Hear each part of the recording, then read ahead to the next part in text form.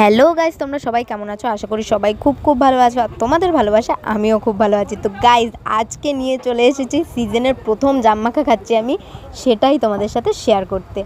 তো যাই হোক, জামটাকে ভালো করে ফার্স্টে জল দিয়ে ধুয়ে নিয়েছি। ধুয়ে নেওয়ার পর এবার এর মধ্যে আমি দিয়ে দেবো লবণ। লবণ দেওয়ার পর এরপর দিয়ে দেবো আমি লঙ্কা। তো আমি জানি সবাই জাম মাখা কেমন করতে হয় সেটা জানে, সবাই বলবে যে সবাই জাম মাখতে জানে, তাও তুমি এটা কেন শেয়ার করছো? যাই হোক, আমার জাম মাখা কিন্তু খুবই ছোটো থেকে ভালো লাগে, আর সিজনে যেহেতু প্রথম জাম মাখা খাচ্ছি তার জন্য তোমাদের সাথে আজকে শেয়ার করছি।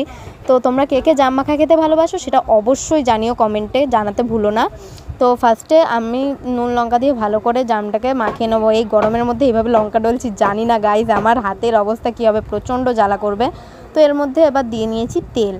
তো এবার একটা থালা দিয়ে ঢেকে ভালো করে ঝাঁকিয়ে জামটাকে মেখে নেবো। এইভাবে জাম মাখালে নাকি খুব টেস্টফুল হয়, জানি না, আমার এমনিতেই জাম মাখা খেতে খুব খুব ভালো লাগে।